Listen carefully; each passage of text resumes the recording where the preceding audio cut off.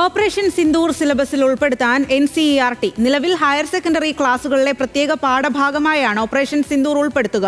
ഇത് സംബന്ധിച്ച് NCERT തീരുമാനം പുറത്തുവന്നു. വിവരങ്ങളുമായി ഡൽഹിയിൽ നിന്നും ശരത് ലാൽ ആണ് ചേരുന്നത്. ശരത് ലാൽ, എന്താണ് ഇക്കാര്യത്തിൽ NCERT പറയുന്ന നിലപാട്?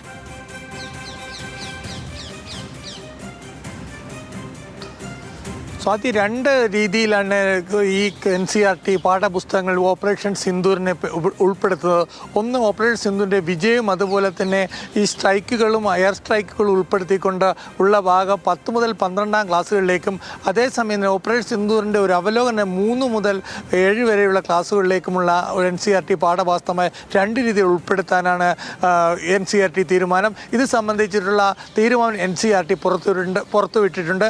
ഏതായാലും സിന്ദൂരിനെ വിജയമായിട്ട് അത് വിദ്യാർത്ഥികളെ പഠിപ്പിക്കാനുള്ള ഒരു അടിയന്തര നീക്കമായിട്ടാണ് ഈ നടപടിയെ കാണുന്നത്. പാഠപുസ്തകങ്ങൾ പഠിപ്പിച്ചു കഴിഞ്ഞു. ഒരു പ്രത്യേക സെഷനായിട്ട് ഓപ്പറേഷൻ സിന്ദൂർ പാഠപുസ്തകങ്ങൾ ഉൾപ്പെടുത്തുക എന്ന നിർദ്ദേശമാണ് NCERTയുടെ മുന്നിലുള്ളത്. ഇതാണ് NCERT ഇപ്പോൾ വിജ്ഞാപനമായി പൊതുജനങ്ങളിൽ നിന്നും അതേപോലെ അഭിപ്രായം തേടിക്കൊണ്ട് ഇത്തരമൊരു നടപടിക്ക് മുന്നോട്ടിറങ്ങിയിരിക്കുന്നത്. ഏതായാലും സ്പെഷ്യൽ സെഷനായിട്ട് 10 മുതൽ 12 വരെ ക്ലാസ്സുകളിലേക്ക് ഇത് ഉൾപ്പെടും എന്നുള്ളതാണ് ഇപ്പോൾ നമുക്ക് ലഭിക്കുന്ന വിവരം. ഏതായാലും ഇത് സംബന്ധിച്ച വിശദമായ വിവരങ്ങൾ ഇനി പുറത്തു വരാനുണ്ട്. പ്രാഥമികമായ കാര്യങ്ങൾ മാത്രമാണ് ഇപ്പോൾ പുറത്തു വന്നിട്ടുണ്ട്.